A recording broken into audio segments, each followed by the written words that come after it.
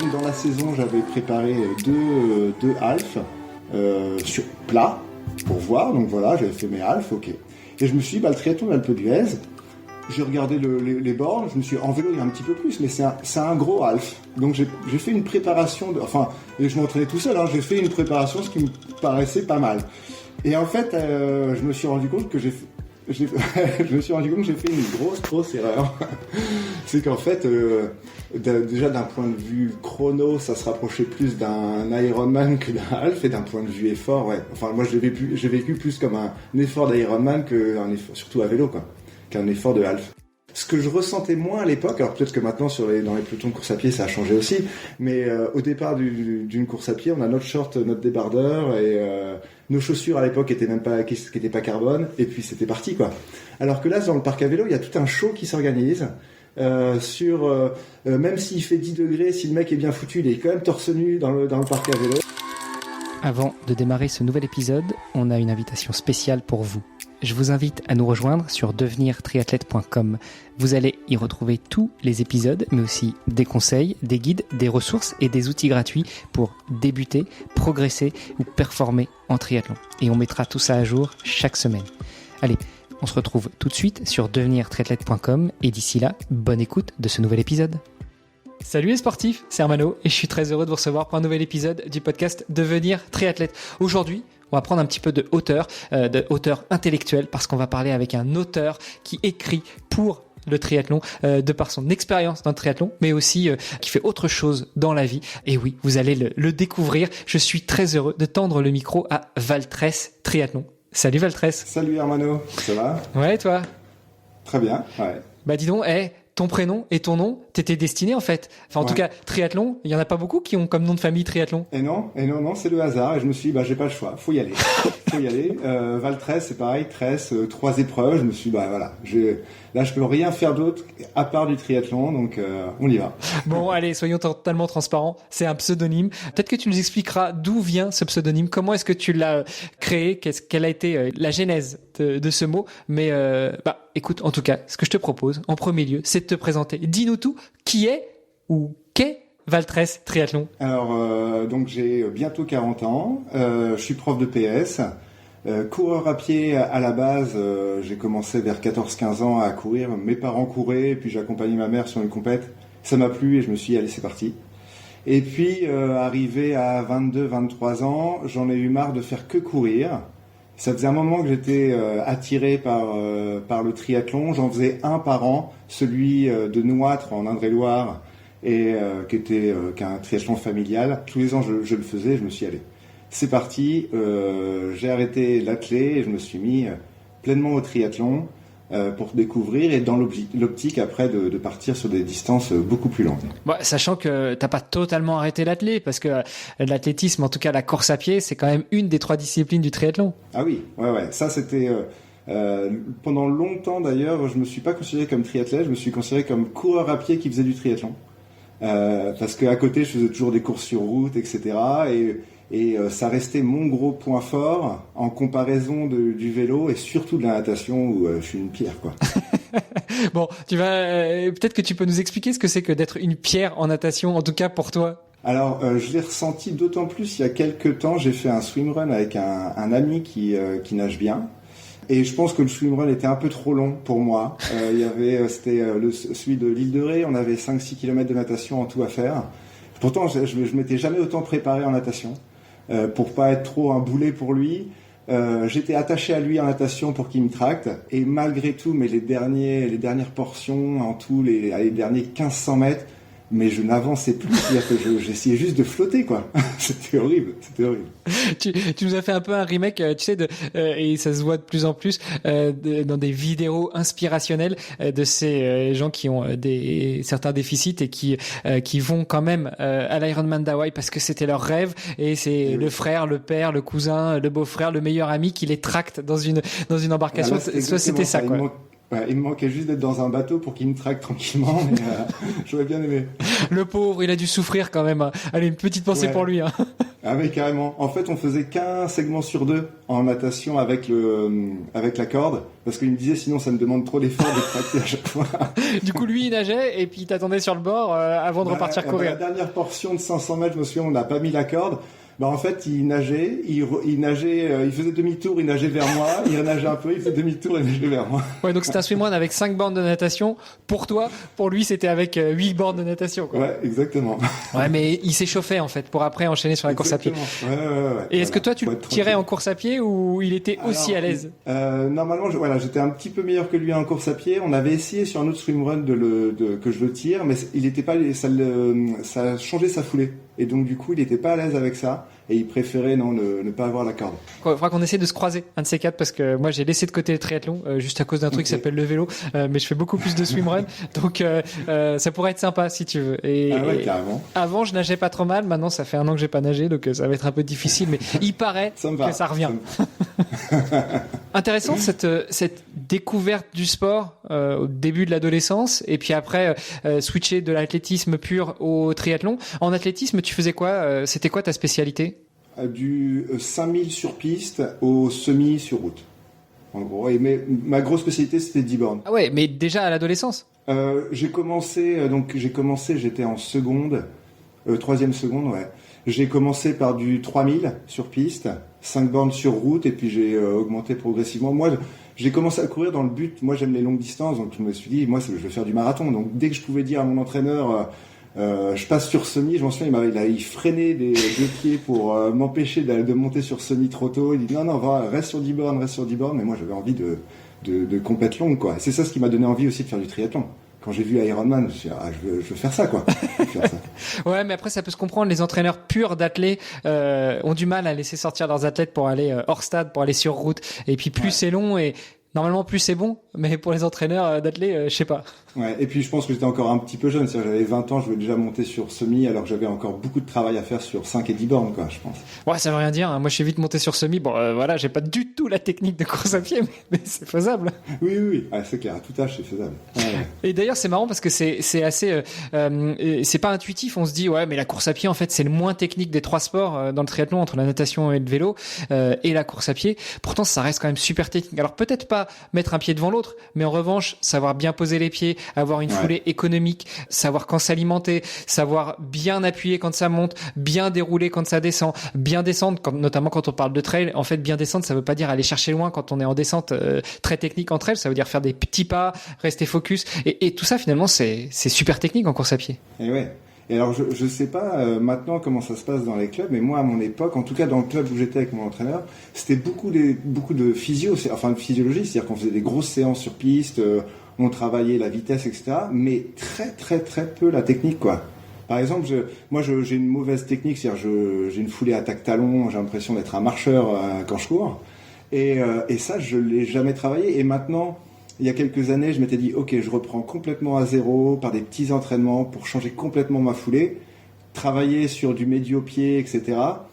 J'ai fait ça 6 mois. Au bout de 6 mois, j'arrivais à courir 1 heure en médio-pied, mais par contre, je ne pouvais pas penser à autre chose. Je pouvais pas écouter de la musique. C'est-à-dire qu'à chaque foulée, il fallait que je pense médio-pied. Donc je me suis dit, là, je prenais plus aucun plaisir. Je fais, j'arrête, je reprends ma course attaque-talon et on n'en parle plus, quoi. Mais c'était tellement intégré, je pense. Ça faisait déjà 20 ans que je courais, donc après c'est fini, quoi. C'est dès le début que je pense qu'il faut travailler la technique avec les jeunes. Ouais, je suis pas, alors travailler la technique avec les jeunes, oui, et puis c'est pas un prof de sport qui dira le contraire, hein. De toute façon les profs de sport ils ont pas de cerveau, donc c'est peut-être pour ça que ça a pas marché. Voilà, non, c'est une blague, on discutait en off, on rigolait en off, et voilà, c'était un peu le private joke. Je suis pas sûr que ce soit une fin en soi, tu vois. Moi justement j'étais aussi un gros attaque talon. Mon épouse m'appelait l'éléphant tellement je tapais quand je courais, et puis vers 40 ans j'ai complètement changé. Je suis passé, alors même pas en médio-pied mais vraiment en avant-pied, et c'est pas une fin en soi. Et pour la petite histoire d'ailleurs, j'ai fait ce switch vers 2019, je crois. Ouais, 2019. Après, il y a eu le Covid. Malgré tout, on a couru quand même un petit peu. En plus, j'habitais pas en France, donc j'avais pas cette restriction du kilomètre pour tourner comme un hamster. Okay. Et puis, j'ai fait toute une préparation pour un défi sportif que j'ai réalisé à l'été 2023. En avant-pied. Donc ça représentait sur 9 mois à peu près 4000 km de course à pied. Donc voilà, il y avait quand même de quoi, tu vois, travailler. Et je commence mon défi qui était traverser la France en courant, 60 km par jour. J'arrive au 3e jour, grosse douleur au tendon d'Achille. Et du coup, j'ai remodifié ma foulée pour reprendre une attaque talon, pour libérer un petit peu le tendon d'Achille. J'ai couru comme ça pendant... à switcher comme ça de technique. Ah ouais, super. Et j'ai couru comme ça pendant 20 jours, et j'ai terminé mon défi, et puis depuis, je recours en avant-pied. Donc tu vois, je pense pas que ce soit une fin en soi. C'est peut-être effectivement un mécanisme mental à mettre en place pour accepter la transition. D'ailleurs, la transition, elle se fait pas du jour au lendemain. Alors transition, on appelle ça comme on veut, ou retour aux sources, parce que c'est vrai que la foulée naturelle, elle est plus avant-pied ou médio-pied que talon. Mais par petites touches, tu vois, tu fais une séance. Enfin, si tu cours tous les jours, tu commences par 1 jour par semaine, puis 2 jours par semaine, puis 3 jours, et après ça vient. Enfin, en tout cas, c'est l'expérience que moi j'en ai eue. Ok. Je sais pas si tu auras envie de réessayer. Ah bah tu me donnes de l'espoir là. Ah ouais, c'est pas perdu, c'est pas perdu. Je vais laisser tomber, là j'y crois maintenant. Il faut. Bon, plus sérieusement, on était quand même là pour parler de toi. Donc toi, découvert du triathlon vers la vingtaine, 22, 23 ans, c'est ça? Ouais, vingtaine. Alors à partir de 16 ans, donc je faisais un triathlon par an, celui de Noix du petit village qui était sympa. Et puis quelle distance, un sprint ou un de... Oui, c'était un sprint. Ouais, c'était un sprint. Alors à pied, je m'éclatais. Alors en natation, alors c'est une descente de rivière, donc j'avais juste à flotter et puis je me laissais emporter par le courant. De toute façon, il y avait ton pote qui te tirait devant. Ah non, ça c'était en swimrun, pas très tôt. Non, pas encore. Le vélo, je m'entraînais pas. Bon, après, en étant coureur, ça allait mieux. Mm-hmm. Et puis course à pied, par contre, voilà, je m'éclatais sur la course à pied. Et puis j'étais attiré par l'Ironman, mais j'avais dans l'idée, je pensais que l'Ironman c'était réservé à l'élite, c'est-à-dire que c'était vraiment le sportif de haut niveau, les champions qui pouvaient s'inscrire sur un Ironman.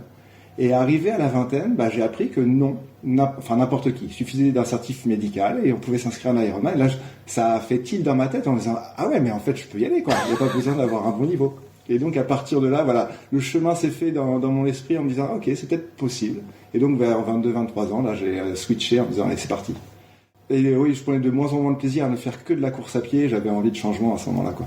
Bon, l'avantage du triathlon, c'est que ça permet de croiser aussi. 3 sports, 3 types d'entraînement. Si blessure, tu peux continuer à t'entraîner dans un ou deux des 3 sports. Et puis ça te permet de varier, de changer les plaisirs. Alors, exactement. Pendant le Covid, il y a eu beaucoup d'entraînements chez soi, sur home trainer, sur tapis, dans le jardin, dans l'appartement, soulevé de bébé, etc. Pas mal de PPG. Ça a permis de reposer aussi un petit peu les organismes. Mais c'est vrai que l'avantage du triathlon, c'est que c'est beaucoup moins monotone que uniquement la course à pied. Ouais, je trouve ça beaucoup plus ludique que tout le temps enchaîner des bornes à pied, quoi. Bon, malgré tout, quand tu te prépares pour un Ironman, il faut en bouffer des bornes. Donc tu as découvert ça, 20 ans, tu t'es dit mais en fait, c'est faisable. Ouais, exactement. T'exerçais déjà comme prof de sport ou t'étais en études? Non, j'étais en études à ce moment-là. J'ai commencé à être prof vers 24-25 ans, donc là j'étais en études à ce moment-là. Et j'ai bifurqué, j'ai fait une saison avec pas mal de M. J'ai dû faire une dizaine de M sur ma première saison. Dès que je pouvais, je voulais engranger de l'expérience. Normal. Des compètes. Deuxième saison. Alors oui, à la fin de la première saison, je fais la première édition du triathlon d'Alpe d'Huez. À ce moment-là, la première édition, ils avaient proposé juste un M. Je le fais, j'avais adoré.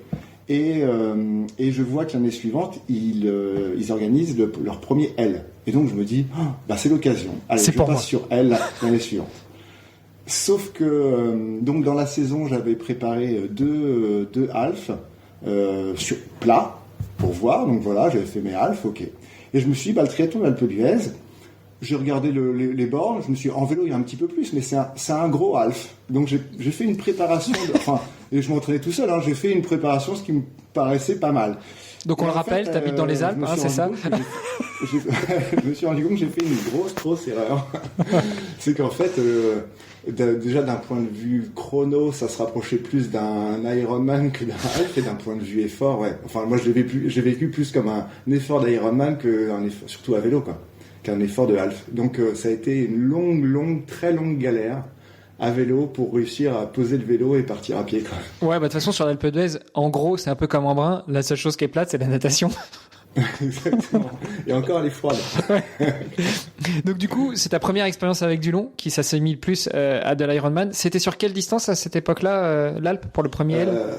Je dirais 2 km 2 natation, 115 en vélo et puis une vingtaine de bornes à pied. Un peu comme aujourd'hui, je crois que ça n'a pas trop changé. Le parcours à pied a un peu changé, mais sinon le vélo, je crois que c'est toujours le même. Ouais. Donc tu galères pour boucler le vélo et après il y a encore la course à pied. Ouais, alors je galère, mais comme j'ai jamais galéré en vélo, c'est-à-dire qu'il y a il y a 3 cols, enfin 3 montées. Le premier col, la première montée, je le passe bien. Et dans la deuxième montée, qui est plus, c'est le col d'Ornon, qui a un gros faux plat montant au début et les pourcentages sont vraiment à la fin. En fait, j'arrive en haut du col en me disant, mais je suis cramé, quoi. Et il me reste encore l'Alpe d'Huez derrière à monter. Et je me souviens poser le vélo en haut du col d'Arnon, prendre un pain au chocolat qui était au ravitaillement et me dire, mais comment je vais faire pour monter l'Alpe d'Huez, quoi. Donc je fais la descente, j'arrive au pied de l'Alpe d'Huez et là, ça a été la galère. Enfin, je m'interdisais de poser le vélo à part au ravitaillement. Et sinon, à chaque coup de pédale, je me suis dit, c'est le dernier que tu mets. C'est le dernier que tu mets. C'est le dernier que tu mets. Ouais, normalement, d'un point de vue mental, la programmation, c'est plutôt, allez, plus qu'un, et pas, c'est le dernier que tu mets, quoi. Ah ouais, j'ai l'impression qu'à chaque coup de pédale, je mettais toute l'énergie qui me restait, quoi. Et à chaque ravitaillement, donc il devait en avoir 2 ravitaillements dans la montée, je posais le vélo 10 minutes, un quart d'heure, je m'asseyais par terre, j'essayais de manger, tout ce que je pouvais pour essayer de retrouver de la force. Et donc, j'arrive enfin à la course à pied, je pars en trottinant en me disant, ça va. Et puis en fait, non, ça allait pas du tout. Donc il y avait 3 tours, 3 boucles de 7 bornes. Première boucle, j'ai fait en alternant marche et course comme je peux.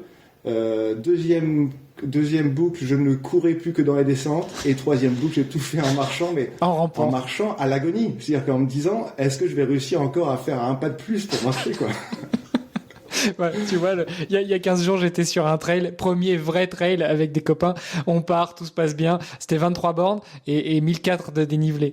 Ah oui. On part, tout se passe bien et j'arrive au 11e, ravito. J'avais pris un peu d'avance, du coup, je les attends et en fait, j'aurais pas dû faire ça. Et après, les 12 bornes qui restaient, c'était pareil. Je marchais, j'étais à l'agonie, j'en pouvais plus. Pourtant, j'avais l'expérience qui aurait dû payer, mais là, c'était plus possible. Donc, je comprends tout à fait ce que t'as ressenti. Et ça t'a pas dégoûté du triathlon? Ah non, mais c'est ça ce qui était surprenant, c'est que quand j'ai passé la ligne d'arrivée, alors j'étais content d'en finir, et d'un autre côté, je me suis dit, c'est déjà fini.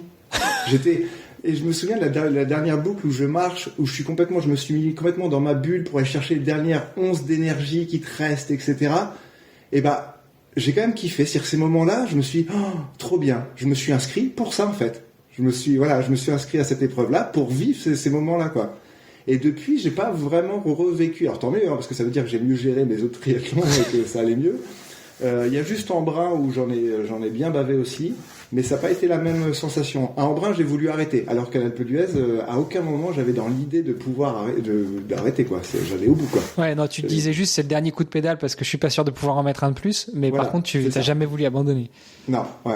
Par rapport à Embrun où là j'ai clairement voulu abandonner parce qu'il n'y avait plus de plaisir. À un moment donné, j'ai plus de plaisir dans Embrun. Je me suis dit, en fait, qu'est-ce que je fous là si j'ai pas de plaisir à participer, quoi. Donc voilà, c'était posé la question à Embrun de me dire, en fait, je rends mon dossard à un arbitre, quoi.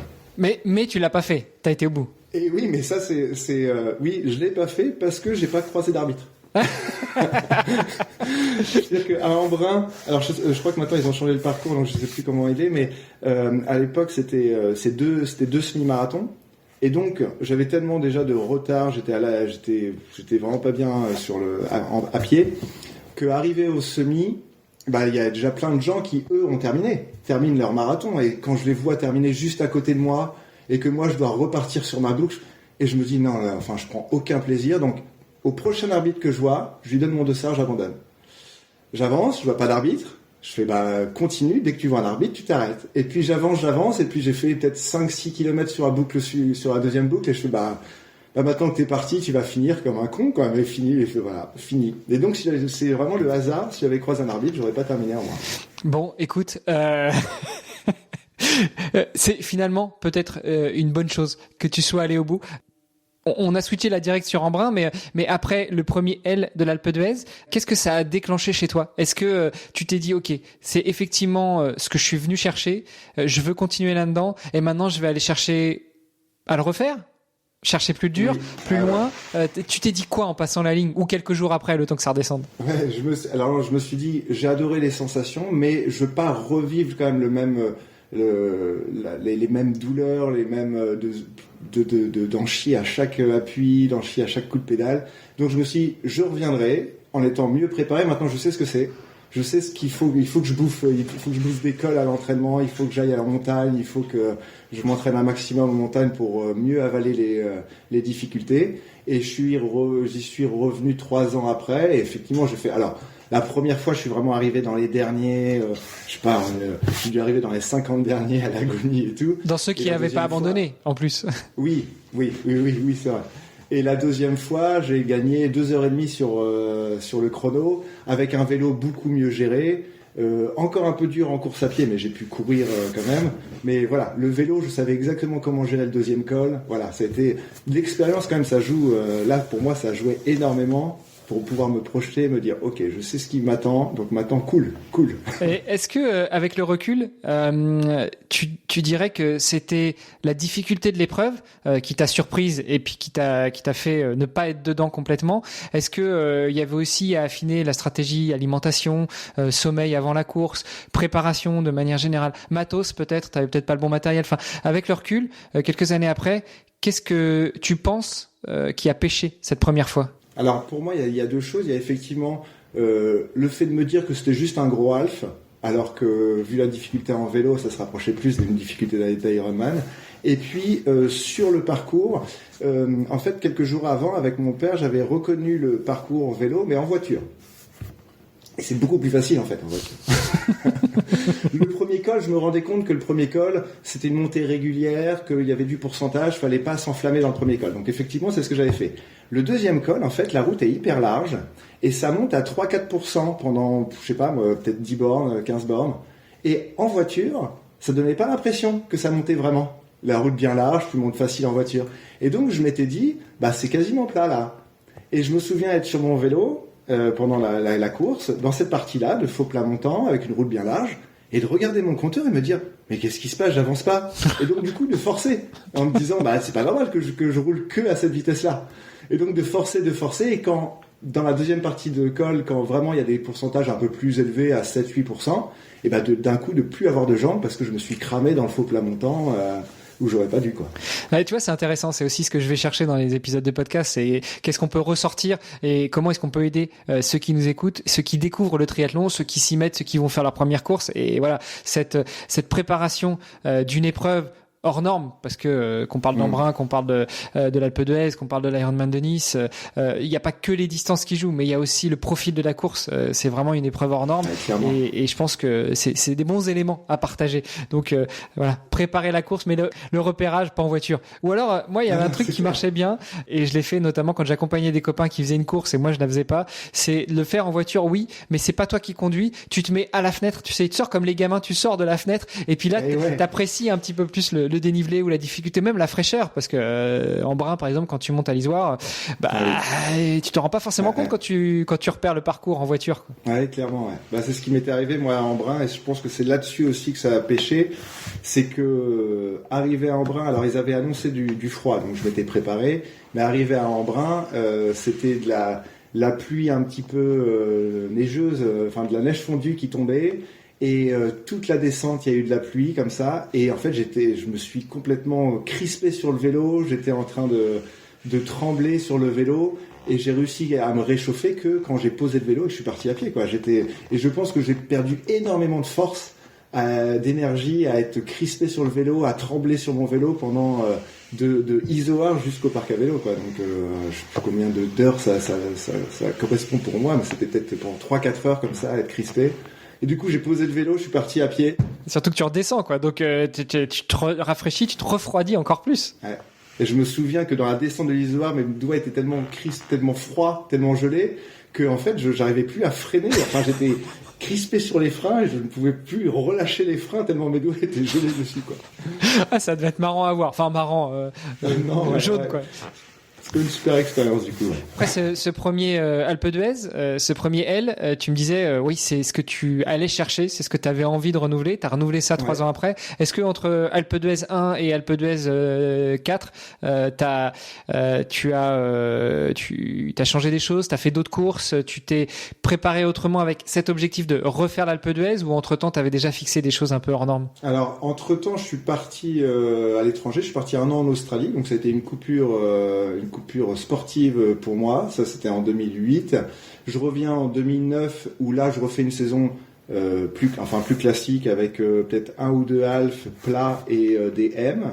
Et puis dans l'optique de refaire en 2010 donc l'Alpe d'Huez pour avoir ma revanche. Attends, l'Australie, coupure sportive, l'Australie c'est un pays de sport, non? Et puis après, triathlon en plus. Ouais, c'est vrai. Mais là, c'était plus dans un objectif de découverte. Je suis parti 1 an ils appellent ça un working holiday, donc tu peux travailler légalement et puis en même temps profiter des vacances.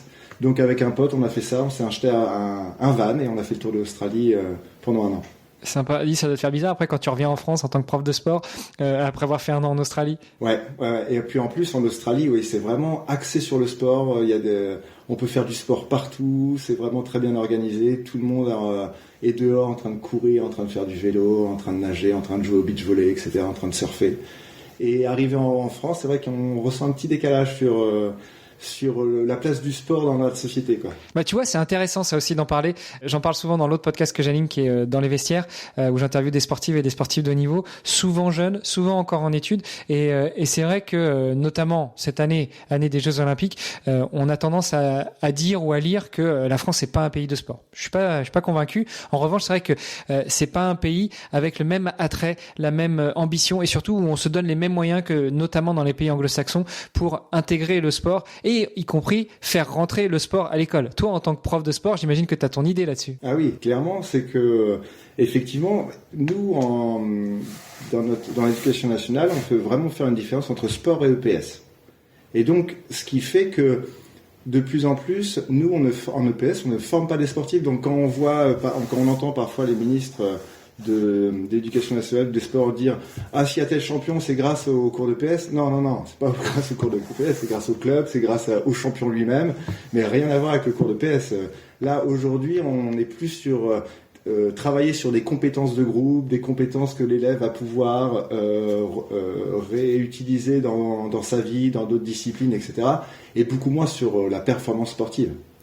Après, moi j'essaye, et puis mes collègues aussi, dès qu'on décèle des élèves qui ont des capacités particulières dans un sport, moi je m'en souviens d'une élève en 6e, en sprint, on avait fait d'autres sports qui n'étaient pas spécialement dynamiques, pas forcément très sportives, et d'un coup on fait du sprint, je lui donne le départ, donc un peu nonchalante sur la ligne de départ, je lui donne le départ, et d'un coup tout son corps se mobilise, et je la vois filer à une vitesse. Et je lui dis, tu fais de l'athlé? Elle m'a dit, non, j'ai jamais couru de ma vie. Elle était en Converse dans les pieds, tu vois, le truc. Donc je lui dis, non, faut vraiment que tu fasses d'athlé parce que là, j'avais pris un chrono, elle était niveau régional, podium régional à son âge alors qu'elle avait jamais couru de sa vie. Et voilà, parfois on tombe sur des élèves comme ça, on se dit, allez, va dans un club. Moi, je peux rien faire pour toi parce que c'est pas mon métier. Moi, je vais t'apprendre à comment tenir un chrono, comment tenir une feuille d'observation, comment travailler avec d'autres élèves. Mais je vais pas t'apprendre à courir. Donc, va dans un club pour courir. Et c'est ça un petit peu ce qui est peut-être dommage, je sais pas. Après, chacun a sa vision. C'est que il y a vraiment une grosse différence entre EPS et sport par rapport à des pays anglo-saxons. Là, j'étais en séjour en Floride avec des élèves où on a pu intégrer une école américaine pour voir. Mais le sport a une place énorme dans l'école. C'est-à-dire que 80% des élèves participent à nous, ce qui est notre association sportive du collège ou du lycée. Quand nous, il y a peut-être 20% des élèves qui y participent. Et dès qu'ils ont des récompenses sportives, c'est mis en avant dans l'établissement, on les félicite, etc. C'est vraiment quelque chose, un appui pour eux. Nous, c'est plus, oui, tu fais du sport, bon, c'est bien, mais par contre, va bosser tes maths et ton français, quoi. Ouais, bah oui, il y a cette dichotomie en France entre le sport et les matières intellectuelles, cérébrales. Oui. Et c'est pour ça qu'on rigolait tout à l'heure et que je disais de toute façon, les profs de sport, ils ont pas de cerveau, parce que finalement, c'est un préjugé, mais c'est un préjugé qui est né de quelque chose, du fait que, si t'es sportif, tu peux pas être intelligent. Tu peux pas, voilà, c'est tout dans les muscles, rien dans la tête. Et inversement, si t'es intelligent, tu peux pas être sportif. C'est pas normal d'avoir des gens intelligents, diplômés, patron de boîte ou je ne sais quoi qui fasse du sport, c'est pas possible, c'est pas envisageable. Bien sûr. Ouais.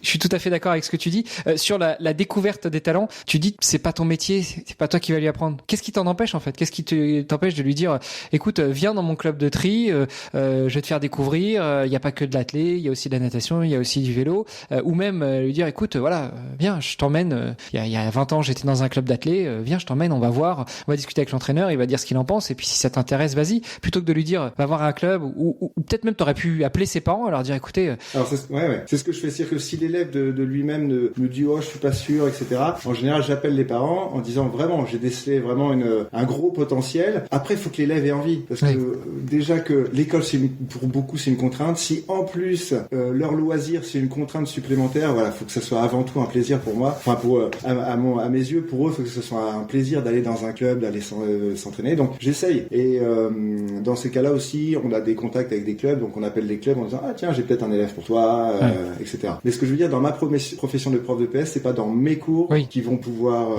apprendre vraiment le sport en lui-même, quoi. Allez, je te pousse encore dans tes retranchements. Et pourquoi pas? T'es pas maître des cours que tu fais. Je veux dire, si tu décèles qu'il y a une élève, un élève qui a des capacités en sprint, par exemple, pourquoi pas faire une session pendant 3 semaines, un mois, un trimestre sur on va apprendre ce que c'est que le démarrage en sprint, on va apprendre ce que c'est que tenir un effort en sprint. Puis au-delà du sprint, il y a aussi du 400, du 800, du 5000. Et puis les initier peut-être. Et peut-être que finalement tu découvriras aussi d'autres talents que l'élève que t'avais initialement spoté. Et puis créer, je sais pas, des vocations, non? Non mais je suis d'accord avec toi. Après, c'est peut-être mon côté un petit peu trop scolaire, c'est-à-dire que on a des programmes de l'éducation nationale à respecter.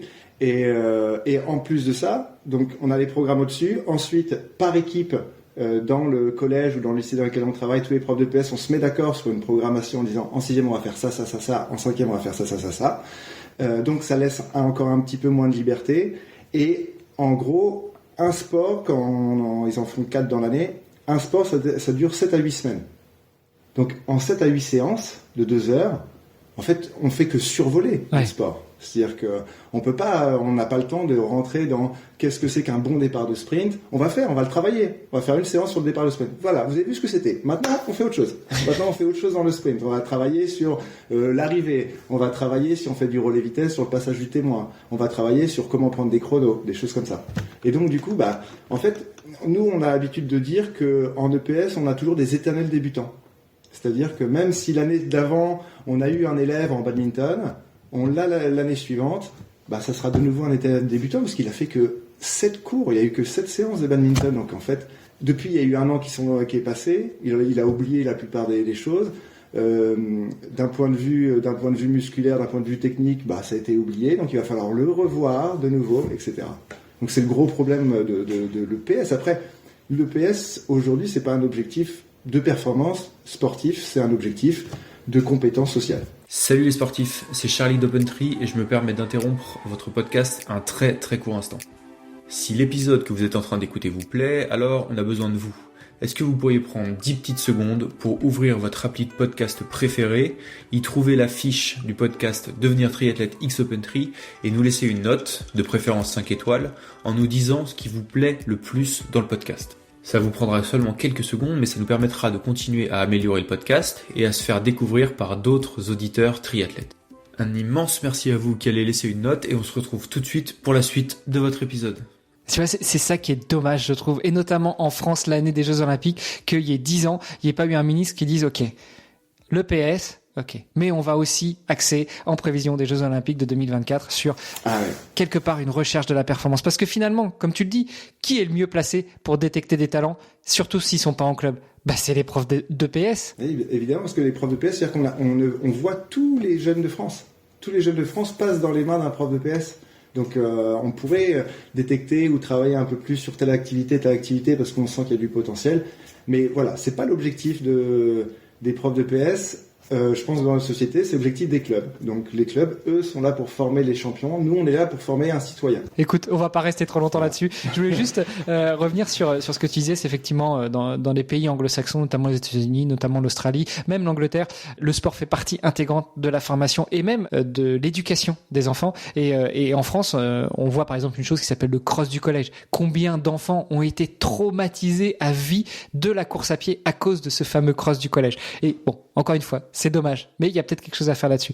Pour ce qui est performance aussi et découverte d'éventuels talents, peut-être avant de les envoyer dans des clubs, il y a aussi l'UNSS. Ouais, UNSS pour le public, UXL pour le privé à travers nos associations sportives. Et donc oui, effectivement, ça c'est ce qu'on fait tous, je pense. C'est-à-dire que quand un élève est fort dans un sport où on voit qu'il aime bien ce sport, on lui dit tiens, nous on propose cette activité-là à l'UNSS, donc viens t'inscrire. Et ça a permis ensuite, là on est vraiment sur un côté club, en fait, c'est un club dans le collège. Donc ça permet effectivement de faire des compétitions face à d'autres collèges, etc. Et ensuite de se dire, ça te plaît vraiment, etc. T'as un vrai potentiel, donc on va se rapprocher du club qui est à côté, et tu vas continuer de faire l'UNSS et en parallèle le club, etc. Donc ça, effectivement, c'est le pôle sur lequel on peut travailler. Mais comme je te dis, en général, c'est 20% des élèves qui sont inscrits parce que parfois les parents freinent en disant ah non, t'as pas le temps, tu fais déjà une activité à côté, donc t'as pas le temps en plus de t'inscrire, pense à bosser tes devoirs, à réviser tes leçons, etc. Et puis nous, moi dans mon établissement, donc nous c'est le mercredi après-midi les activités, parfois les activités qu'ils font à l'extérieur, c'est déjà le mercredi après-midi. Ouais. Donc voilà, ça les freine dans le choix de faire du NSS. Bon allez, moi je vais donner un autre tip pour les petits jeunes qui nous écoutent, parce qu'on s'est dit que maintenant à chaque fois que tu aurais des nouveaux élèves, des éternels débutants, tu leur enverrais l'épisode de podcast, comme ça ils te découvriront autrement. Il y a un autre point que moi j'aimais bien quand je faisais l'UNSS et que j'ai repéré aussi chez mes enfants, c'est que pratiquer l'UNSS, ça te permet aussi de voir le prof ou la prof autrement, et ça devient on entre plus dans une relation entraîneur-entraîné, entraîneur-athlète que prof et élève, et ça aussi ça peut être un bon plan. Mais bon, on n'était pas là pour parler de tout ça. Remarque, tu peux répondre, tu peux me donner ton avis si tu veux, mais après on enclenchera sur autre chose. Mais oui, effectivement, je suis d'accord avec toi, c'est comme les séjours qui peuvent être organisés, moi je sais que je fais séjours de ski, etc. Ça crée un lien qui est différent, il y a moins la barrière prof-élève, on est plus à l'UNSS de se dire ok, on pratique tous les deux le même sport, donc on est pas d'égal à égal, mais oui, on est dans la même passion, et donc du coup on est là pour jouer ensemble, quoi. Bon, revenons à toi, à ta pratique du triathlon, donc l'Alpe d'Huez, et puis après, en fait, parce que tu nous as parlé d'Embrun, c'est venu tout de suite, c'est venu très loin, c'est venu... Comment t'en es venu à ça ? Donc je me suis dit, après l'Alpe d'Huez, l'étape suivante, ça va être un Ironman. Mais par contre, je voulais un Ironman roulant pour mon premier, et comme je savais pas si ça allait vraiment me plaire, si j'allais en refaire, je me suis dit, je vais tout de suite prendre un Ironman renommé, un truc où je sais que ça va être bien organisé, où il va y avoir de l'ambiance, où ça va être mémorable. Donc, Ironman, quoi. La belle Ironman, tu peux presque tous les faire. Ouais. Et non, je suis pas allé sur le label Ironman, je suis allé sur le label Challenge avec Roth. Donc voilà, je suis oui, mais forcément. C'est indiscutable. Roth, je pense que c'est l'une des courses avec la meilleure ambiance du monde. Moi j'ai jamais retrouvé ça. C'est impressionnant le nombre de spectateurs. J'ai toujours en tête cette côte. Alors j'ai oublié la côte Solarberg ou quelque chose comme ça. Où en fait, donc il y a deux boucles. La première boucle où j'arrive à la côte, il y a tellement de monde dans la côte qu'on voit plus la route. Et je me dis, ah merde, il y a une manifestation. Et donc ils ont bloqué la route. Et je m'approche et en fait, je me dis mais je vais passer où ? Et au dernier moment, les spectateurs laissent juste la place pour que tu passes, mais t'as l'impression d'être premier au Tour de France, quoi. Ouais. T'as l'impression d'être un champion et ils t'acclament comme si t'étais premier de la course, quoi. Du coup, tu passes la côte, tu la sens même pas, hein. Tu la sens pas dans les jambes, tu la sens nulle part, la côte. T'as juste des frissons partout qui ils te poussent. C'est vraiment des souvenirs qui sont dingues, quoi. Et la deuxième fois où tu passes ? La deuxième fois, il y a toujours autant de monde, mais voilà, je m'y attendais. Tu sais. J'avais hâte de revenir, et de nouveau, tu sens pas la côte. Honnêtement, je sais même pas combien de temps elle dure, quel pourcentage a fait, j'en sais rien. Bon, ça, c'est ton premier pied dans la distance Ironman. Ouais. Et ça donne quoi ? Ça donne une natation à mon niveau maîtrisé, un vélo aussi, comme je m'étais dit, et une déception en course. Alors je pars trop vite. Ah oui, c'est ça. Je pars trop vite sur le marathon. Et ce qui fait qu'au 15e kilomètre, gros coup de moins bien. Je pense qu'au niveau alimentation, j'étais pas bien. Je me souviens de chercher des trucs sur les ravitaux. Ce qu'il y avait sur les ravitaux je mangeais, mais ça me suffisait pas. Et je me souviens avoir trouvé au semi-marathon un ravito avec du pain, juste du pain. Et donc je me suis gavé de pain. Et ce qui fait que 10 minutes après ou une demi-heure après, j'ai pu recourir normalement et finir normalement. Mais oui, j'étais parti quasiment comme si je faisais un marathon sec, quoi. Souvent ça marche mieux, hein, parce que t'as déjà quelques heures d'effort avant, donc ton corps est déjà échauffé. Le problème, c'est qu'il faut pas qu'il soit sec, justement. C'est clair. C'est marrant parce que tu vois, tu parles de l'Alpe d'Huez, tu parles de Roth et de tes expériences. J'ai l'impression que ce qui ressort un peu, c'est l'alimentation, la nutrition, le manque de glucides. Mais j'ai l'impression de toujours pas être au point là-dessus. C'est-à-dire que à chaque compète, j'ai l'impression de nouveau de tenter quelque chose de nouveau, de tenter une nouvelle organisation d'alimentation pour me dire, ok, alors comment je vais faire? Comment je fais avant? Est-ce que je prends genre du malto avant? Est-ce que pendant, qu'est-ce que je prends? Alors les dernières fois où ça s'est plutôt bien passé, maintenant j'alterne avec du salé, c'est-à-dire je me fais un petit sandwich jambon beurre sur le vélo, comme ça me coupe le sucré. En fait c'est ça, c'est que je trouve, moi ça m'écœure en fait de manger sucré pendant toute l'épreuve, ce qui fait qu'à la fin j'ai plus envie de manger. Et me faire un petit sandwich jambon beurre, ça me fait du bien. Alors, bon, je sais que t'es prof de sport, mais bon, la lecture, ça te dérange pas trop, hein? Non, ça va. Il faudrait que t'achètes un livre qui s'appelle Devenir triathlète. C'est comme le nom du podcast. Et dans ma partie où j'aborde la partie matérielle, je dis une chose, et je le répète de plus en plus dans tous les épisodes, c'est un truc de dingue. On ne teste rien le jour de la compétition. Ah oui, S'il te plaît. Voilà, de ces premiers renseignements que tu peux en tirer de toutes ces années de pratique et puis de notre échange, teste à l'entraînement plutôt qu'en compétition. Et ouais, bien sûr. Non, mais plus sérieusement, donc j'ai l'impression que ça ressort pas mal et tu dis que tu es toujours en train de tester. Donc finalement, t'as pas encore trouvé la recette, mais tu testes quand même à l'entraînement ou oui, tu pars comme un bourrin en compétition. Évidemment, là je te rejoins, je pars jamais sur une nouvelle méthode d'alimentation sur une compète. J'essaye à l'entraînement, mais j'ai l'impression qu'à l'entraînement tout passerait en fait. Tout passe. Je pense qu'il y a peut-être le stress de la course, il y a peut-être les heures qui sont plus longues, l'intensité aussi qui est peut-être différente. Oui, ce qui fait que voilà, à un moment donné, ce qui passe à l'entraînement, je me dis bah merde, là ça passe pas. Qu'est-ce qu'il faudrait que je modifie de nouveau pour que ça puisse passer? En même temps, on fait rarement un entraînement de la distance, de la dureté d'un Ironman. C'est rare d'être 9h, 10h, 11h, 12h à l'entraînement, sauf sur les week-end shocks. Mais encore, tu coupes en fait, tu fais pas non-stop. Ouais, c'est ça. Faut trouver le truc. Écoute, on parle pas mal en ce moment dans la sphère triathlon et trail du niveau de glucides qu'on ingère. Peut-être que ça peut aider. Et puis de différents glucides, parce que c'est vrai que si le salé te sature, il y a peut-être d'autres moyens d'ingérer des glucides que par le sucré uniquement. Ouais, sucré. Bon, allez rapidement. Combien d'autres Ironman? Lesquels? Pas tant que ça, non. Après, il y a eu Embrun, parce que Embrun, voilà, j'aime bien la montagne, et puis je me suis dit, c'est quand même mythique, j'ai envie d'aller me frotter à Embrun. Donc, mauvaise expérience dans le sens où là, j'ai voulu abandonner, et quand j'ai passé la ligne d'arrivée, je me suis dit, plus jamais. Je veux pas, en fait, le marathon, là, ça n'a pas été un plaisir du tout. Même à partir de l'Isoire, le fait d'avoir eu froid, de trembler pendant 3-4 heures, voilà, j'ai pas pris de plaisir du tout, et je me suis dit, en fait, plus jamais, j'ai plus envie pendant des heures j'ai l'impression de m'obliger à faire quelque chose parce que je suis au départ et du coup je dois terminer. Donc ça, je me suis dit plus jamais. Et après, 2 ans après, j'ai fait là je voulais un distance Ironman tranquille, dans le sens où je voulais pas une grosse épreuve. Je voulais quelque chose où on est moins au départ, un truc que je pouvais faire tranquillement. Donc j'ai fait le Striemann. Alors le Striemann, on devait être 150 au départ. Ce qui fait que t'as l'impression de faire l'épreuve un peu tout seul. Ouais. En plus, comme je suis mauvais nageur, je sors dans les derniers où je pars, il y a quasiment plus de vélo dans le parc à vélo. Sur le vélo, je croise très peu de monde. À pied, il y a 4 boucles, donc ça permet quand même de croiser du monde à pied. Mais voilà, ça c'est un bon souvenir parce que je l'avais fait avec peu d'entraînement. J'avais été blessé dans la saison, donc j'avais fait un peu comme j'avais pu. Je m'étais dit, bon, je fais l'épreuve sans me mettre dans le rouge. C'est-à-dire, natation, vélo, je me mets jamais dans le rouge.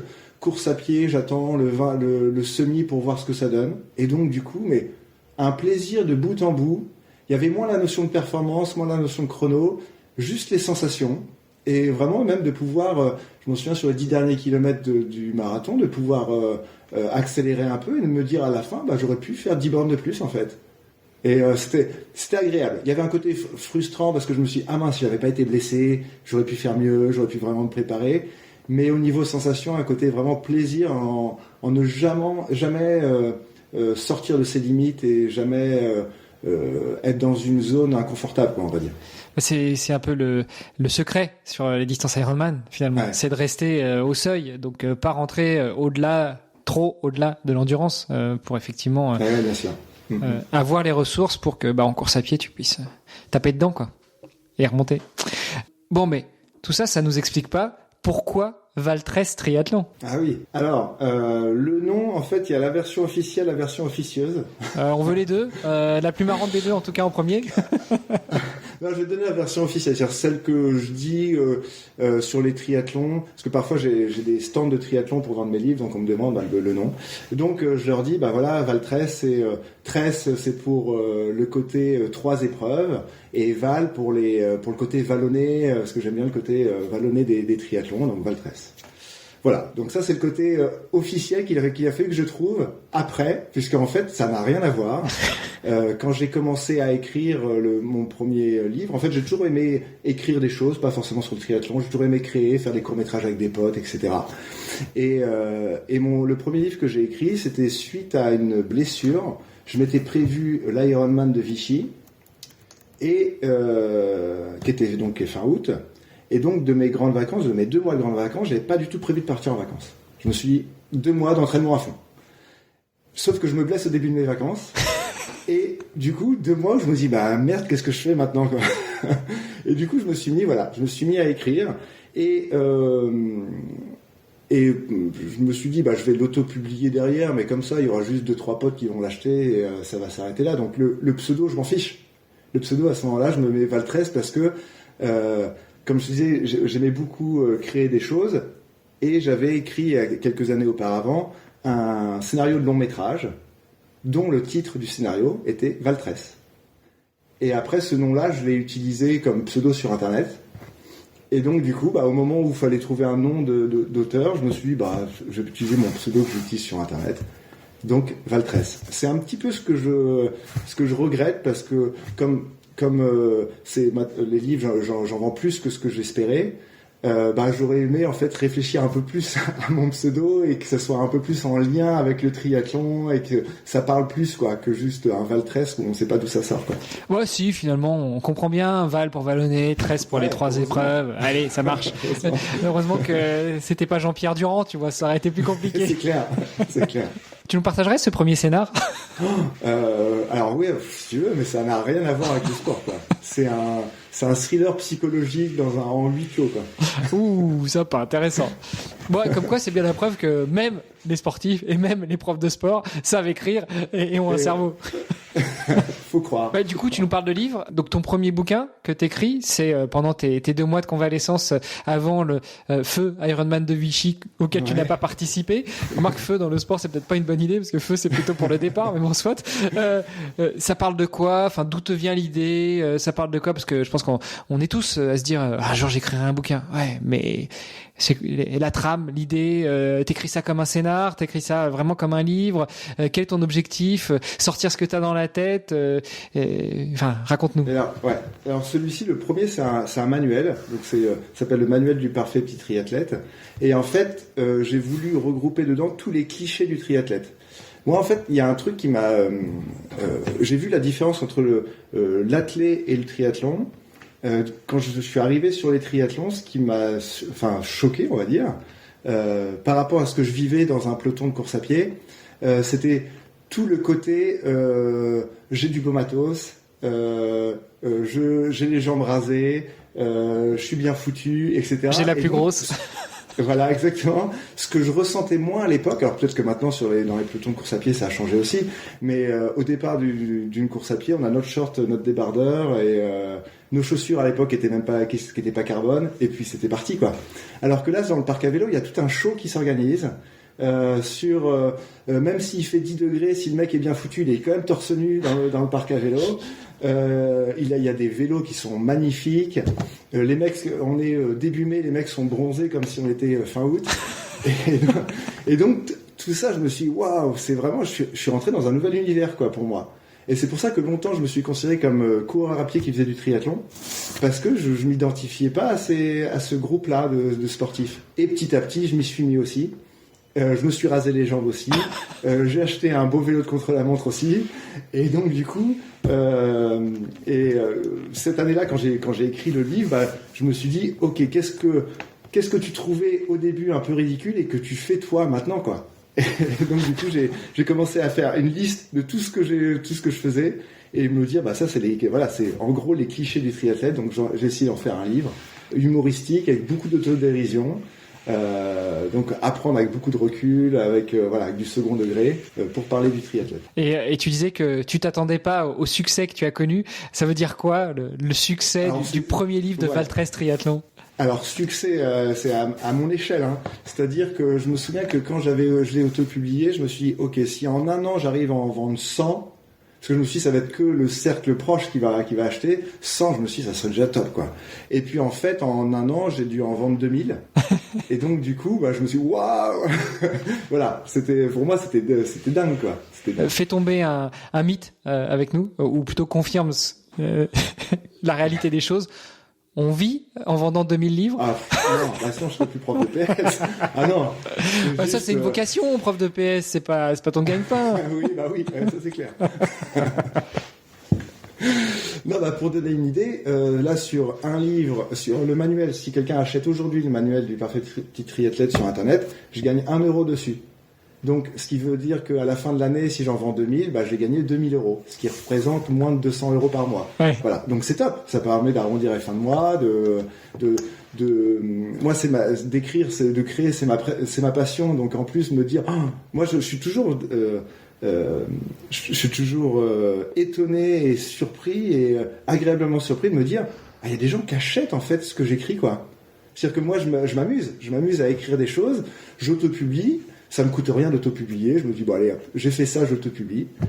Et je me dis, il y a des gens qui achètent et je les en remercie et je trouve ça dingue. À chaque fois que je vois, il y a des gens qui ont acheté ce livre-là. Ok, top. Et donc, on peut pas, à mon niveau, je peux pas du tout en vivre, mais c'est une bonne passion et c'est cool de voir que ça peut plaire aussi à un groupe de personnes, quoi. Du coup, ça, c'était ton premier livre, un peu comme ton premier triathlon. T'en as ressorti quoi? Là, en regardant derrière le travail que t'as accompli, ça t'a apporté quoi? Ça t'a appris quoi? Ça t'a donné quelles envies? Là, clairement, je me souviens que quand j'ai vu que des gens étaient intéressés par ce que je faisais, je me suis dit, mais génial, en fait, je vais continuer ce que j'adore, je vais essayer de le publier, que les gens en entendent parler, et donc je me suis mis en tête, tous les ans, je sors un livre en essayant de pas faire une redite, c'est-à-dire en essayant toujours de créer un livre différent. Toujours sur le triathlon, toujours sur l'humour et l'autodérision. Ça c'est pour moi j'écris là-dessus. C'est chaud quand même de réussir à faire quelque chose de différent avec ces 3 paramètres là d'un triathlon, l'humour et la dérision. Et après c'est sur la forme du livre est différente. C'est-à-dire que le premier c'est un manuel, le deuxième c'est un roman. Donc là, je raconte l'histoire d'un mec qui est pas du tout triathlète et se retrouve à Embrun un 15 août en tant que spectateur. Il se dit, c'est quoi ce truc? Ok, je le fais l'année prochaine. Et du coup, on le suit dans sa préparation et on voit tout ce qui se passe avec sa famille. C'est-à-dire toutes les contraintes que ça apporte et qu'il en oublie un peu sa famille et que ça, avec sa femme, ses enfants, ça devient très compliqué. En fait, c'est pas de la science-fiction, c'est la réalité du triathlète, ça. Alors, dans ce livre-là, il se passe pas mal de choses. Et on m'a déjà demandé, mais est-ce que ça t'est déjà arrivé? Alors non, moi je raconte pas mon histoire, mais par contre, c'est plein d'histoires que j'ai entendues, de vraies anecdotes que j'ai toutes empilées ensemble pour créer cette histoire-là. Voilà, donc tout ce qu'il y a dedans est vrai, c'est-à-dire c'est déjà arrivé à quelqu'un que j'ai entendu, mais pas à la même personne, heureusement. La foudre ne tombe pas toujours au même endroit. C'est clair.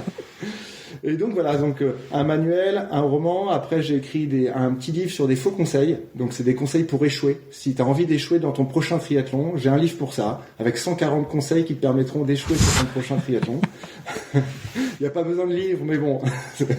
Si. Je pense que c'est très bien. À l'instar d'un manuel, en fait, justement, les 140 conseils à suivre pour échouer à ton triathlon. Parfois, il y a certaines personnes chez qui la négative fonctionne mieux. Et je pense que ça montre bien mieux ce qu'il faut pas faire. Et tu te dis, tu vois, quand t'es en train de le faire, tu dis non mais attends, là tu déconnes. Là. Fumer une clope sur la ligne de départ, c'est peut-être pas la meilleure chose à faire en fait. Mais si on te le dit pas, en fait, tu vois, on peut très bien te dire ne fume pas. Ok. Par contre, si on te dit si tu veux échouer, fume une clope avant, ça n'a pas le même impact, je pense. C'est vrai, c'est pas bête. C'est top en fait. T'as vu, je te fais ta promo en plus. Carrément. Et puis voilà, plein de livres différents. Celui qui fonctionne le mieux, c'est sur la base d'un livre dont vous êtes le héros. Je sais pas si tu te souviens de ces livres des années 80, 90. J'ai le même âge que toi, enfin j'ai 4 ans de plus, oui. mais bon, en tout cas, je vois très bien. Et donc du coup, voilà, j'ai fait le même principe où tu es au départ d'un triathlon Ironman, il faut que tu arrives à faire les bons choix pour terminer le triathlon. J'ai fait des mots croisés spécial triathlon, des BD sur le triathlon aussi, et toujours sur l'humour et l'autodérision. Mais comment tu fais pour être aussi créatif toutes ces années et inventer un nouveau truc? Moi, j'ai coécrit le livre Devenir triathlète avec 6 autres personnes. C'était un travail qui a duré plus d'1 an. Et puis après, en plus, comme on l'a fait publier par une maison d'édition, tu rajoutes encore 6 mois le temps que ils relisent, ils retravaillent, ils remachin, ils retruquent, ils rebidulent. Je me verrais pas tout de suite en écrire un autre, quoi. En fait, moi, j'ai peut-être encore 10 projets en attente là dans mes fichiers. J'aimerais bien dans les prochaines années faire un fanzine, donc un magazine de triathlon où il y aurait ça serait un fourre-tout. C'est-à-dire que moi j'ai plein de petites idées, mais j'en ai plein qui sont pas assez consistantes pour en faire vraiment un livre pour chaque idée. Et donc je me suis dit, mais je vais faire un petit magazine sous format numérique où les gens cliqueront sur l'image, tac, apparaîtra une petite vidéo, ils cliqueront là, ça apparaîtra un petit texte humoristique, une petite interview peut-être, voilà. Donc j'ai ça en tête. Et puis peut-être aussi un petit jeu de société. J'ai commencé à travailler sur un petit jeu de cartes, un petit jeu de société sur le triathlon. Là, je suis en train de faire des vidéos, essayer de développer des vidéos, une chaîne YouTube sur le triathlon. Donc voilà, honnêtement, je pense que j'ai pour toute une vie d'idées autour de ça, donc c'est cool. Ouais, mais c'est trop facile parce que t'es prof en fait, tu bosses pas, donc c'est normal. Oui, non, mais j'ai que ça à faire. Tu vas me détester, tu vas raccrocher. Alors, mais c'est qui ce mec, plein de préjugés? Non, j'écris des clichés sur les triathlètes, je veux bien recevoir des clichés sur les profs. Prochain bouquin, les profs et les profs triathlètes. Ouais, ou les triathlètes profs, c'est pas pareil. À voir. D'ailleurs, je sais pas si t'as entendu l'épisode avec Chenzino Lebo, qui était prof de sport, prof de PS et triathlète professionnel. Voilà, ça peut être sympa. Ah oui, d'accord. Ok. Ah ouais, carrément, j'écouterai. Bon, et du coup, tous ces projets là t'emmènent à avoir une meilleure pratique, une autre pratique, un autre regard sur ta pratique du triathlon. Un autre regard sur ma pratique. Alors, de plus en plus. Alors, j'ai eu toute une période où je voulais du beau matos. Alors je m'en souviens, par exemple, je me suis acheté il y a quelques années un capteur de puissance sur mon vélo. En fait, c'est bien beau, donc ça coûte une blinde. Et en plus, c'est-à-dire que j'ai pas l'expertise, j'ai pas le niveau pour savoir l'utiliser, quoi. C'est-à-dire que ok, ça annonce mes watts, génial. J'en fais quoi? Alors je fais des tests FTP, des trucs comme ça, mais honnêtement, à mon niveau, là maintenant, je me dis mais c'est de l'argent foutu en l'air, moi ça m'a servi à rien de savoir les watts et de savoir ok, je suis à 80% de FTP, génial. Mais en fait, à mon niveau sensation, ça suffit juste d'écouter mes sensations et de me dire ok, là t'es trop rapide, t'es pas assez rapide. Pas besoin de payer un appareil hors de prix pour qu'ils me disent t'es à tel watt, quoi. Donc voilà. J'allais te demander si à la fin du podcast, si tu voulais pas faire gagner 1 ou 2 livres à nos auditeurs. En fait, je crois que j'ai trouvé mieux. Tu veux pas faire gagner un capteur de puissance à nos auditeurs? Ouais, c'est clair. C'est clair. C'est clair, d'ailleurs, je m'en sers même plus. C'est-à-dire que mon capteur de puissance, il a plus de batterie, il a plus de pile depuis X années. J'ai même pas changé la pile, quoi, parce que ça me sert à rien. Et donc voilà, depuis quelques années, j'essaye de me dire, ok, qu'est-ce que vraiment, ce dont j'ai besoin dans ma pratique, qu'est-ce qui va me faire progresser? Est-ce que d'acheter un nouveau vélo, d'acheter des nouvelles roues carbone, est-ce que c'est vraiment ça dont j'ai besoin? Est-ce que c'est pas plutôt dans ma programmation d'entraînement qu'il faut réfléchir? Est-ce que c'est pas au niveau nutrition qu'il faut réfléchir?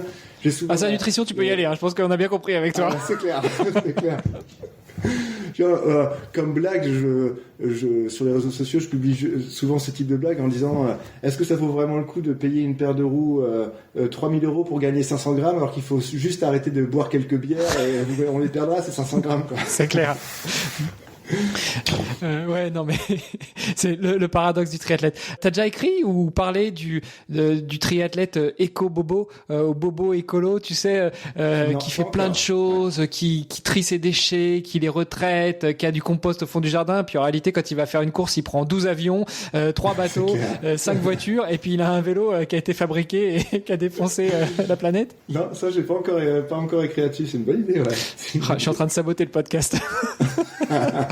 Du coup, les prochains objectifs, que ce soit triathlétique ou d'écriture, je cherchais le mot mais je le trouve plus.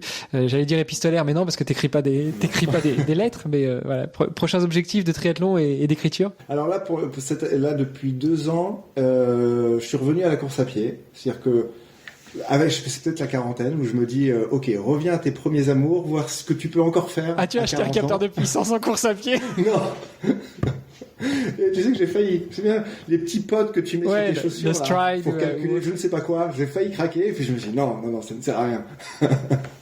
Et du coup là, cette saison, je me lance dans le trail. Je connais pas du tout le trail, et du coup, je me lance dans le trail. Je vais peut-être faire 1 ou 2 triathlons S ou M comme ça pour le délire. Mais je veux pour dépoussiérer le vélo. C'est ça. Donc je me lance sur une course. Là, je me suis prévu un 30 bornes avec 2000 mètres de dénivelé. Là, aux dernières vacances, je suis parti un peu en montagne pour voir ce que ça donnait. J'ai fait des entraînements qui se rapprochaient de ça au niveau dénivelé. Je me suis dit, ah ouais, non, en fait, je suis pas sûr que... Parce que c'est beaucoup de marche, quoi, en fait. Rappelle-toi ton premier triathlon. C'est clair, mais c'est clair. Je refais les mêmes erreurs. Les prochains bouquins que tu vas écrire, ça va être comme des bosses et des bulles, ça va être sur le trail. Ouais, alors, ouais. Non, j'irai pas sur leur plate-bande et ils le font déjà super bien. Donc.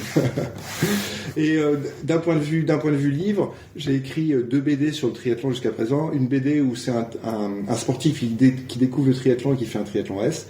La deuxième BD, il fait un triathlon M. Et là, la troisième BD, je vais terminer ce petit trio de BD où il va faire un Ironman. Donc voilà. Évidemment, trio, triathlon, 3 bouquins. Ouais, toujours sur l'humour et voilà. Et c'est toi qui dessines ou toi t'écris et puis t'as un dessinateur? Non, c'est moi qui dessine. Alors, ouais, j'aime bien dans mes projets faire tout de A à Z. C'est-à-dire avoir l'idée, écrire, là pour le coup dessiner. Donc je me suis entraîné à dessiner pendant des heures. Entre ce que j'ai en tête et ce qui est sur le papier, il y a un gouffre. Mais voilà, c'est pas grave. J'assume et je vais au bout de mes idées. Donc j'aime bien faire mes projets de A à Z, les imaginer, les concevoir et ensuite les autopublier et faire la promo derrière sur les réseaux sociaux. Donc essayer de faire vivre Facebook, Instagram, maintenant ma chaîne YouTube. Et j'aime bien avoir une vision globale de tout ça et pouvoir gérer tout ça, quoi. Le dernier chapitre de notre livre, Devenir triathlète, c'est sur la gestion et le management du temps et des priorités. Comment tu fais tout ça, punaise? Alors, je sais pas. Alors, je suis prof. Ouais, non, mais c'est bon, les clichés, ok. Les profs, ils ont quand même un vrai travail. Bon, t'es prof de PS, donc peut-être un petit peu moins de préparation que les autres profs. Alors les profs de PS qui vont m'écouter vont peut-être pas être contents de ce que je vais dire, mais c'est clair que entre un prof de français, maths, histoire, anglais et un prof de PS, moi j'ai toujours l'image d'un collègue d'histoire, je m'en souviens, la veille des vacances, un vendredi, qui était rentré dans la salle des profs de PS, on a un bureau de profs de PS, et qui avait dit, bonnes vacances les gars, moi voilà le travail que j'ai à faire pour la première semaine de vacances. Et il avait un tas de copies énormes, où il m'a dit, il disait, en fait, moi, sur les 2 semaines de vacances, là, j'en ai qu'une, parce que la première, ça devait être que ça. Et je me suis dit, la chance que j'ai, en fait, moi, c'est que j'ai pas de copie, j'ai des cours à préparer, mais comme tous mes autres collègues de toutes les autres disciplines, mais en fait, derrière, j'ai rien, j'ai pas des tas de copies à corriger. Donc, en fait, ce gain de temps-là, ça permet d'avoir des projets, d'aller s'entraîner. Dans notre emploi du temps de prof, on a toujours des trous dans la journée, de 2 heures, 3 heures, où on peut caler, si la piscine d'à côté est ouverte, caler un entraînement natation, caler un entraînement course à pied, ce qui fait que ça laisse de la dispo le soir quand on rentre, quoi. Est-ce que tu fais partie de ces profs qui demandent aux élèves si on peut décaler les cours parce que finalement, ce serait bien, mardi après-midi, il fait beau, que tu ailles faire tes 3 heures de vélo? Alors ça, j'ose pas parce que je me mets à la place des élèves. Je me souviens, moi, en tant qu'élève, on avait quand même des semaines chargées et je les vois enchaîner cours après cours. Donc non, j'ose pas leur dire, tiens, je vais vous emmerder votre emploi du temps parce que moi, ça m'arrange. J'ose pas. Ouais, finalement, t'es un bon prof, ça va. J'en sais rien, mais en tout cas, non, c'est pas dans mes valeurs de faire chier les élèves pour ça, quoi. Bon, écoute, c'est top. Je te remercie pour cet échange plein d'humour, de sincérité. Où est-ce que on retrouve tes bouquins, ton profil, où tu fais la promotion de tes bouquins? Alors, plusieurs choses sur les plateformes de vente habituelles, Amazon, Fnac, les librairies. Alors, ils les trouveront pas en physique dans leur librairie, mais s'ils vont voir leur libraire en disant, moi, je veux ce livre-là de Valtress, dans la base de données du libraire, il le retrouvera. Et après, sur mon site internet, valtresstriathlon.com, où il y a tous mes livres qu'ils peuvent commander. C'est moi avec mes petites mains qui vais mettre le livre dans le petit carton et leur envoyer. Bon, c'est pour ça que j'allais te demander, tu nous ferais pas un petit cadeau, 1 ou 2 livres pour des auditeurs ou des auditrices qui mettraient, je sais pas, un joli commentaire, quelque chose de sympa pour toi? Carrément, avec plaisir. Ce qu'on peut faire, c'est ils vont sur le site, ils décident de quel livre ils voudraient que je leur envoie, et puis voilà, après un petit tirage au sort comme tu veux, enfin tu t'organises et tu me dis. Ça marche, écoute, on fera ça avec plaisir. C'est marrant parce que hier, donc vos épisodes sortiront à peu près à une semaine d'écart, mais hier j'ai enregistré un superbe épisode avec Esté Chiara Larivière, qui est une triathlète amateur, mais en même temps qui a un job assez prenant et qui s'est qualifiée pour les championnats du monde à Hawaï en 2023. Et elle est franco-anglaise et elle a eu des expériences en Angleterre, en Irlande. Elle est passée un peu aux États-Unis, pas pour le boulot, mais elle a vu comment ça marchait. Et on reboucle un peu sur ce qu'on disait tout à l'heure sur la vision du sport dans l'éducation nationale ou même au-delà, quoi. Voilà, je voulais juste le placer pour reboucler un petit peu sur les sujets, sur les enregistrements qui s'enchaînent. Super. Valtress, le podcast s'appelle Devenir triathlète. La question signature est toujours la même. À ton avis, comment devenir triathlète? Tu vois, comme quand je te disais. Acheter le bouquin de Valtress. J'ai mis longtemps à me dire que j'étais triathlète. C'est-à-dire, j'étais longtemps à me dire je suis un coureur qui fait du triathlon. En fait, faut juste se le dire. C'est-à-dire, du moment où on enchaîne les 3 sports, quelle que soit la distance. Moi, longtemps, je me suis dit, il y avait cette image où je me disais, pour être triathlète, pour vraiment pouvoir se dire être triathlète, c'est un Ironman. Sinon, tu ne fais qu'effleurer ce qu'est le triathlon. Mais en fait, non, pas du tout. En fait, quelqu'un qui se dit, tiens, à côté de chez moi, il y a un XS, je vais me tenter sur un XS avec mon VTT, je vais nager comme je peux avec ma combinaison de voile que j'ai acheté à Decathlon et je vais courir les 3 km. Il a terminé la course, il est triathlète. Faut juste se le dire, faut juste avoir confiance et pas avoir le syndrome de l'imposteur. De l'imposteur, merci, et de se dire non, j'ai pas ma place là. Du moment où on est dans un parc à vélo, on a sa place dans le parc à vélo. Ouais, et en tant que pratiquant et pas en tant que bénévole. Quoique. Mais en plus, c'est même pas vrai qu'il faille finir un Ironman pour être triathlète, parce que quand tu finis un Ironman, you are an Ironman. C'est pas you are a triathlete, hein, n'est-ce pas? C'est vrai. Ironman ou Ironwoman, soyons inclusifs. Ouais. Écoute, merci beaucoup. On te souhaite bonne continuation. On va te laisser parce qu'il faut t'aller écrire là. Il faut boucler les objectifs annuels. Et puis, ils font avec mes élèves, ils vont en baver là. Ouais. Et puis, s'il y a des élèves qui t'écoutent, qui viennent nous mettre un petit commentaire sur la vidéo YouTube ou sur le podcast, ce sera avec plaisir. Et puis, bonne continuation. À très bientôt. Et puis, on espère qu'on te retrouvera bientôt sur un trail. Ouais, carrément. Ou sur un swimrun avec toi. Ça marche, nickel. Je marque l'objectif. Ciao, Valtress. Allez, ciao, merci. C'était Devenir triathlète X OpenTri. Merci d'avoir écouté cet épisode jusqu'au bout.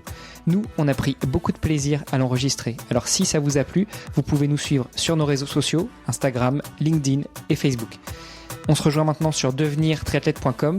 Vous allez retrouver l'ensemble des épisodes, mais aussi des outils, des ressources et des conseils gratuits pour débuter, progresser ou performer en triathlon.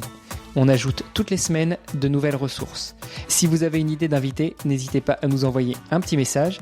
Et si vous voulez être accompagné sur vos prochains objectifs sportifs, connectez-vous sur opentri.fr et on se fera un plaisir de vous aider. Alors, n'hésitez pas, on se retrouve tout de suite sur devenirtriathlète.com et opentri.fr. Salut les sportifs!